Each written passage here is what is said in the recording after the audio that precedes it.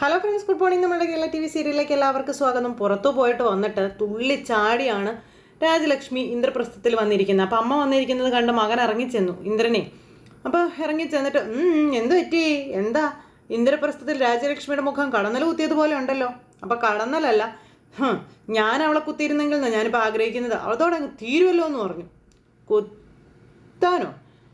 കുത്തിയാലേ അമ്മയ്ക്ക് തന്നെ പറ്റും, അല്ലാതെ വേറെ ആർക്കൊന്നും പറ്റാൻ പോണില്ല എന്ന് പറഞ്ഞു.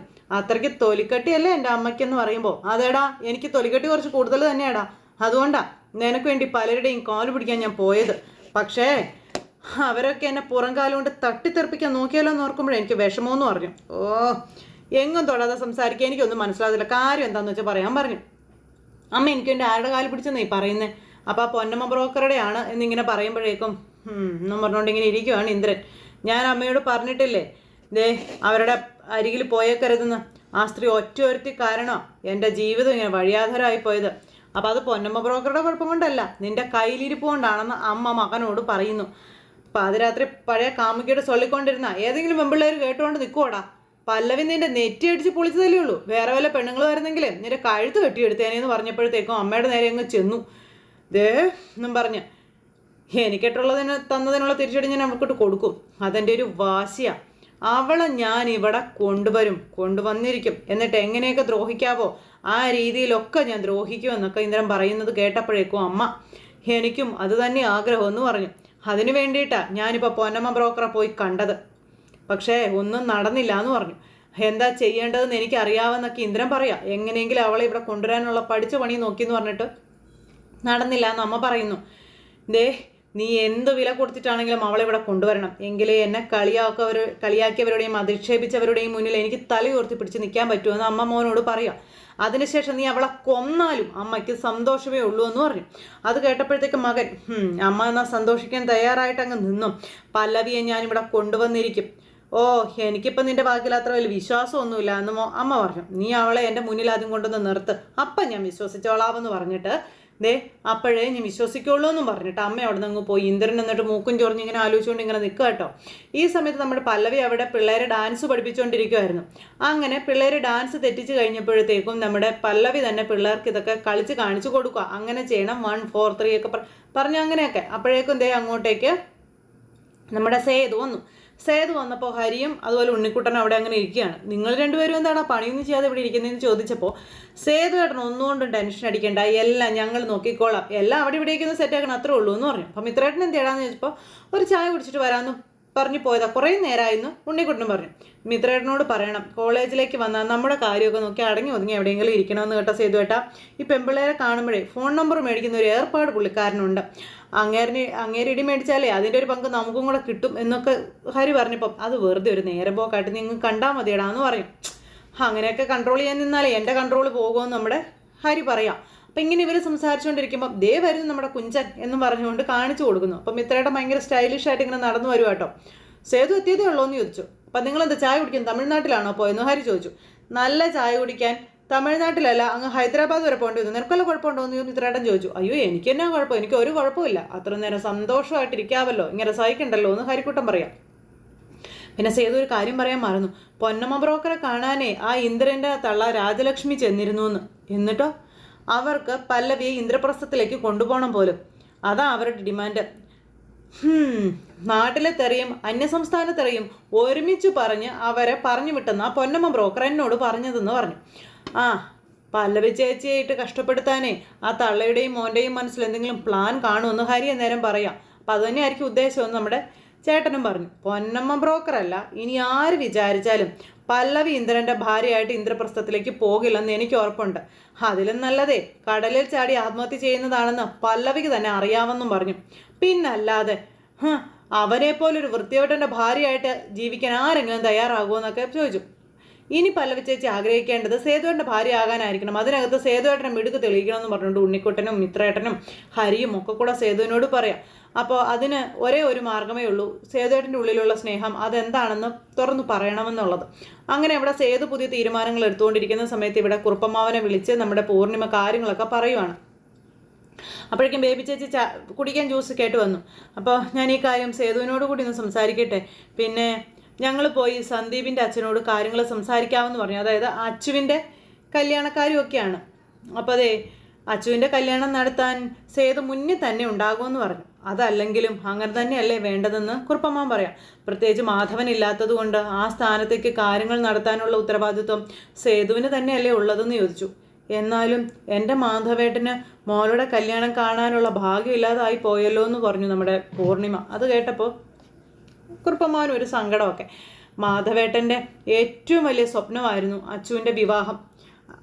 എപ്പോഴും പറയുമായിരുന്നു, നാടും നാട്ടുകാരും ഒക്കെ അറിഞ്ഞ് വലിയ ആഘോഷമായിട്ട് തന്നെ അച്ചുവിൻ്റെ കല്യാണം നടത്തണമെന്നുള്ളതെന്നൊക്കെ പറഞ്ഞ് പൂർണിമ പഴയ കാര്യങ്ങളൊക്കെ ഓരോന്ന് പറയാം. അപ്പോൾ മാധവൻ സ്വപ്നം കണ്ടതുപോലെ തന്നെ നമുക്ക് അച്ചുമോളുടെ കല്യാണം നടത്താമെന്ന് പറയണു കുറുപ്പമ്മാവൻ. ഞാനെന്തായാലും ജോത്സ്യനെ പോയി കണ്ട് അടുത്ത ഏതെങ്കിലും നല്ല മുഹൂർത്തം ഉണ്ടോയെന്ന് നോക്കാമെന്ന് കുറുപ്പമ്മാവൻ പറയുക. പിന്നെ കുറുപ്പേട്ട മോളുടെ ഗ്രഹനില ഞാൻ എടുത്തുകൊണ്ട് വരാമെന്നും പറഞ്ഞുകൊണ്ട് പൂർണിമ അത് എടുക്കാനായിട്ട് പോകുന്നു. പിന്നെ സേതുവിൻ്റെ കാര്യങ്ങൾ ബേബി ചേച്ചിയും അതുപോലെ കുറുപ്പമ്മാവനും കൂടെ നിന്നിങ്ങനെ പറയാം. സേതു മിണ്ടാൻ തുടങ്ങിയതോടുകൂടി പൂർണിമേച്ചിയുടെ മനസ്സിലൊരു സന്തോഷമുണ്ട്. പക്ഷെ ഋതുക ഇപ്പോഴും കലിപ്പിൽ തന്നെയാണെന്ന് പറഞ്ഞു ബേബി ചേച്ചിയെ. അപ്പോൾ അതൊക്കെ മാറും. അവളും അതുപോലെ സ്വാതിയൊക്കെ സേതുവിനെ അവരുടെ വലിയേട്ടനായിട്ട് അംഗീകരിക്കുന്ന ഒരു ദിവസം വരും, അത് ഉറപ്പാണെന്ന് കുറുപ്പമ്മാവൻ പറയാം. അപ്പോഴേക്കും ഗ്രഹനിലയായിട്ട് നമ്മുടെ പൂർണിമ അങ്ങോട്ടേക്ക് വന്നു. അത് മേടിച്ചു. പിന്നെ ജ്യൂസ് മുഴുവൻ കുടിച്ചിട്ട് അങ്ങ് പോയി. അത് കഴിഞ്ഞപ്പോൾ നമ്മുടെ മോളുടെ കല്യാണം നടത്തുന്നതിനെ പറ്റിയുള്ള കാര്യങ്ങളാണെന്നും പറഞ്ഞുകൊണ്ട് മാധവൻ മുതലാളിയുടെ ഫോട്ടോയിൽ നോക്കി പൂർണിമ ഇങ്ങനെ ഓരോന്ന് പറയുക കേട്ടോ. അതൊക്കെ കേട്ട് ഇങ്ങനെ ആ ഒരു സിറ്റുവേഷനോട് കൂടി ഇങ്ങനെ നമ്മുടെ സങ്കടത്തോടെ അദ്ദേഹം അങ്ങ് പോയി. ഇത് കഴിഞ്ഞ് പിന്നെ അച്ചുവിനെയും ഋതികയെ കാണിക്കുന്നത്. അവർ രണ്ടുപേരും ചെടിയൊക്കെ പരിപാലിച്ചുകൊണ്ടിരിക്കുന്ന സമയത്ത് രണ്ടുപേർക്കുള്ള ജ്യൂസുമായിട്ട് നമ്മുടെ ബേബി ചേച്ചി അങ്ങോട്ടേക്ക് ചെന്ന് ജ്യൂസ് കുടിക്കാൻ പറഞ്ഞു. അപ്പോൾ ജ്യൂസ് മേടിച്ചു. രണ്ടുപേരും കൂടെ കുടിക്കുന്നു. ആ സമയത്ത് അച്ചുമോളുടെ കല്യാണക്കാര്യത്തെ പറ്റിയുള്ള സംസാരമൊക്കെ പറഞ്ഞു. അച്ചുമോളുടെ കല്യാണക്കാര്യം അവർ സംസാരിക്കുകയാണെന്ന് പറയുന്നത് കേട്ടപ്പോൾ അച്ചുവിന് ഭയങ്കര നാണം. മിക്കവാറും നല്ലൊരു മുഹൂർത്തം നോക്കി മോളുടെ കല്യാണ തീയതി അങ്ങ് കുറിക്കും എന്ന് പറഞ്ഞുകൊണ്ട് നമ്മുടെ ബേബി ചേച്ചി പറയുക. അപ്പം സന്തോഷമായില്ലേ എന്ന് ചോദിച്ചു. തുള്ളി ചാടി നമ്മുടെ അച്ചു ഇങ്ങനെ അവിടെ നിൽക്കുന്നു. ഈ സമയത്ത് ഋതികയും അച്ചുവും കൂടി അവിടെ ഇങ്ങനെ നിൽക്കുക. ഇപ്പോൾ വിളിക്കുമ്പോൾ സന്ദീപ് നിന്നോട് സ്നേഹത്തോടൊക്കെ തന്നെയാണോ സംസാരിക്കുന്നതെന്ന് ചോദിച്ചു. അപ്പോൾ കുഴപ്പമില്ല, എന്താടി എന്ത് പറ്റിയെന്ന് ചോദിച്ചു. ഒന്നുമില്ല എന്ന് പറഞ്ഞു. അപ്പം നീ എന്തെങ്കിലും ഉണ്ടെങ്കിൽ പറയാൻ പറഞ്ഞു. അപ്പോൾ ഒന്നുമില്ലടി എന്നും പറഞ്ഞ ഋതിക. ആ സമയത്ത് എന്തൊക്കെയോ സംശയം. അച്ഛൻ മരിച്ചപ്പോൾ സന്ദീപ് വന്നായിരുന്നോ? അപ്പോൾ ഇല്ലയെന്ന് പറഞ്ഞു. നീ എന്താ വരാത്തെന്ന് ചോദിച്ചില്ലേ? അപ്പം ചോദിച്ചു. അപ്പോൾ കല്യാണത്തിന് മുൻപ് മരണാനന്തര ചടങ്ങുകൾക്ക് വരുന്നത്ര നല്ലതല്ലെന്ന് പറഞ്ഞു എന്നിങ്ങനെ അച്ചു പറഞ്ഞു. അപ്പോഴും ഋതികയ്ക്ക് എന്തൊക്കെയോ ഒരു സംശയം. ഋതിക ഇങ്ങനെ മൊത്തത്തിൽ തിങ്ങിരിക്കുക. അപ്പോൾ എന്തോ ഒരു പന്തികേട് മണക്കുന്നുണ്ടല്ലോ എന്നും പറഞ്ഞുകൊണ്ട് നമ്മുടെ ഋതിക ഇങ്ങനെ അവിടെ നിൽക്കുക. ഈ സമയത്ത് അവിടെ കോളേജിൽ വാടാന്നും പറഞ്ഞുകൊണ്ട് നമ്മുടെ മിത്രേട്ടൻ എല്ലാത്തിനും മുന്നിൽ തന്നെ നിൽക്കുക. അത് കഴിഞ്ഞ് ഇവരെല്ലാവരും കൂടെ ഒരു ഒറ്റ കെട്ടായിട്ട് എല്ലാ കാര്യങ്ങളും വളരെ ഭംഗിയായിട്ട് ചെയ്യാനായിട്ട് തുടങ്ങുന്നു. പിന്നെ അങ്ങോട്ടും ഇങ്ങോട്ടും ഉന്തായി തള്ളായി മിത്രേട്ടനായിട്ടുള്ള പണികൊടുക്കലായി അങ്ങനെ രസകരമായിട്ട് അവരുടെ കാര്യങ്ങളെല്ലാം അവരിങ്ങനെ സെറ്റാക്കുന്നു. ഈ സമയത്ത് ഈ വർക്ക് പിടിച്ച് തന്ന പല്ലവി ചേച്ചിക്ക് ഷെയ്ക്ക് ഹാൻഡ് കൊടുക്കുന്ന കാര്യങ്ങളൊക്കെ നമ്മുടെ അച്ചു അതുപോലെ നമ്മുടെ ഹരി ഇങ്ങനെ പറയുക കേട്ടോ. അച്ചുവും ഋതിക അന്നേരം അവിടെ ഈ കാര്യമൊക്കെ സംസാരിച്ചുകൊണ്ട് ഇങ്ങനെ നിൽക്കുവാണ് വീണ്ടും. അങ്ങനെ ഇതെല്ലാം കഴിഞ്ഞ് പല്ലവി ചേച്ചി ഇങ്ങോട്ട് വന്നു എന്ന് ചോദിച്ചു. അതെല്ലാം വന്നില്ല എന്ന് പറഞ്ഞു. പിന്നെ നമ്മുടെ സേതു ആണെങ്കിൽ ഇതൊക്കെ എടുത്തു വയ്ക്കുമ്പോൾ എനിക്ക് നല്ല വിശപ്പുണ്ടെന്ന് മിത്രേട്ടൻ. അപ്പം ഞാൻ ഇപ്പോൾ വരാമെന്ന് പറഞ്ഞ് പോകാൻ തുടങ്ങുമ്പോൾ മിത്രേട്ടൻ എങ്ങോട്ട് പോകുക? ഈ പന്തലൊക്കെ നല്ല വൃത്തിയായിട്ട് വെടിപ്പായിട്ടും ചെയ്യാനുള്ളതെന്ന് പറയുമ്പോൾ അതൊക്കെ സെറ്റപ്പായിട്ട് നടക്കും, ഞാനിപ്പോൾ വരാമെന്ന് പറഞ്ഞു. അപ്പോൾ സേതുവായിട്ടും വരുന്നില്ലേ എന്ന് ചോദിച്ചു. ഞാനേ പല്ലവിയെ കണ്ടിട്ട് വരാമെന്ന് പറഞ്ഞുകൊണ്ട് സേതു മുങ്ങാൻ തുടങ്ങാം. കണ്ടോ നടക്കട്ടെ എന്നും പറഞ്ഞുകൊണ്ട് അവരെ പറഞ്ഞു വിട്ടു. അവരെ പറഞ്ഞു വിട്ടിട്ട് നമ്മുടെ സേതു ഇങ്ങനെ നിൽക്കുക. അപ്പോഴേക്കും അങ്ങോട്ടേക്ക് അവിടുത്തെ കമൗണ്ടറേട്ടൻ വന്നു. സേതു എന്നും പറഞ്ഞ് വിളിച്ച്, നാളത്തെ പരിപാടി അത് അടിപൊളി ആയിരിക്കണം കേട്ടോ എന്ന് പറഞ്ഞ് J2 കമ്പനി നടത്തിയ കമ്പനി എവിടെയെങ്കിലും അടിപൊളിയാകാതിരുന്നിട്ടുണ്ടോ എന്ന് ചോദിച്ചു സേതു. അതില്ല എന്നാ ചേട്ടൻ പറഞ്ഞു. പിന്നെ പല്ലവി ടീച്ചർ അവിടെ ഡാൻസ് പ്രാക്ടീസിലാണെന്ന് പറഞ്ഞപ്പം എവിടെ? അപ്പുറത്തെ ക്ലാസ് റൂമിലുണ്ടെന്ന് പറഞ്ഞു. ആണോ? എന്നാലേ ഞാൻ പോയിന്ന് കണ്ടിട്ട് വരാമെന്നും പറഞ്ഞുകൊണ്ട് നമ്മുടെ സേതു കാണാനായിട്ട് അങ്ങോട്ടേക്ക് പോയി. ഈ സമയത്ത് ഇയാൾ എന്തൊക്കെയോ മനസ്സിൽ പ്ലാൻ ചെയ്ത് നിൽക്കുക എന്ന് പറഞ്ഞൊരു ചിരിയുണ്ട്. അങ്ങനെ നമ്മുടെ പല്ലവി ഡാൻസ് പ്രാക്ടീസ് ചെയ്യുന്നതും പിള്ളേരെ പഠിപ്പിക്കുന്നതും ഒക്കെ കണ്ടുകൊണ്ട് നമ്മുടെ സേതു വന്നു. പല്ലവിക്ക് ഇതൊക്കെ അറിയാമെന്ന് ചോദിച്ചു. ഞാനേ പഴയ കലാതിലകം മാഷേ എന്ന് പറഞ്ഞു. ചുമ്മാ വിശ്വസിക്കുന്നെങ്കിൽ വിശ്വസിച്ചാൽ മതി എന്ന് പല്ലവി പറഞ്ഞു നേരം. എന്നാൽ പിന്നെ സ്റ്റേജിൽ കയറി ഒരു അലക്കലക്കി കൂടെ എന്ന് ചോദിച്ചു. എന്തോന്ന്? അല്ല ഒരു മുറയിൽ വന്ന് പാർത്തായ എൻ മനം നീ എറുന്തായോ അങ്ങനെ കളിച്ചൂടെ എന്നൊക്കെ സേതു ചോദിക്കുക. പിന്നെ രണ്ടുപേരും കൂടെ ചിരിയും കളിയൊക്കെ ആയിട്ട് നിൽക്കുന്നു. അപ്പം ഞാൻ അങ്ങോട്ട് ചെല്ലട്ടെ എന്ന് പറഞ്ഞു പല്ലവി പോകുമ്പോൾ, അല്ല പല്ലവി എപ്പോഴത് കഴിയുന്നതെന്ന് ചോദിച്ചു. ഒരു അരമണിക്കൂറിൽ കഴിയുമെന്ന് പറഞ്ഞു. അപ്പോൾ നല്ല മഴയാണല്ലോ സേതു ഏട്ടാ, നാളത്തെ ഇവൻ്റ് കൊളാവോ എന്ന് ചോദിച്ചപ്പോൾ അതൊന്നുമില്ല എന്ന് പറഞ്ഞു. അങ്ങനെ അതും പറഞ്ഞ് പല്ലവി അകത്തേക്ക് പോയി. സേതു അവിടുന്ന് അങ്ങ് പോവുകയും ചെയ്തു. പിന്നെ പല്ലവി കുട്ടികളെ ഇങ്ങനെ കറങ്ങി തിരിഞ്ഞ് അങ്ങനെ ഇങ്ങനെ ചെയ്യുന്നൊക്കെ പറഞ്ഞ് ഇങ്ങനെ കളിപ്പിച്ചുകൊണ്ടിരിക്കുക. ഈ സമയത്ത് പിന്നെ ഇന്ദ്രനാണെങ്കിൽ ഭയങ്കര വോളിയത്തിൽ വീട്ടിൽ TV വെച്ചിരിക്കുക. അപ്പോഴേക്കും അമ്മ തുള്ളിച്ചാടി എന്തൊരു വോളിയോ ആടായതെന്ന് ചോദിച്ചുകൊണ്ട് അങ്ങ് വന്നു. മനുഷ്യനെന്താ ചെവി പൊട്ടി പോകുമല്ലോ എന്ന് പറഞ്ഞപ്പം അമ്മേ നോക്കിയമ്മേ ആ ശബ്ദം എനിക്കൊരു ഹരാണമ്മേ എന്നൊക്കെ പറഞ്ഞു. അങ്ങനെ ഇത് പറഞ്ഞുകൊണ്ടിരിക്കുമ്പോഴത്തേക്കും രാജലക്ഷ്മി വീണ്ടും ദേഷ്യപ്പെട്ടു. അപ്പോഴേക്കും ഇന്ദ്രൻ്റെ മൈൻഡ് മാറി. അയ്യോ മോനെ, അമ്മ അമ്മ ഒന്നും ഇതാക്കി പറഞ്ഞല്ല, അങ്ങ് ദേഷ്യത്തിൽ പറഞ്ഞു പോയതാ.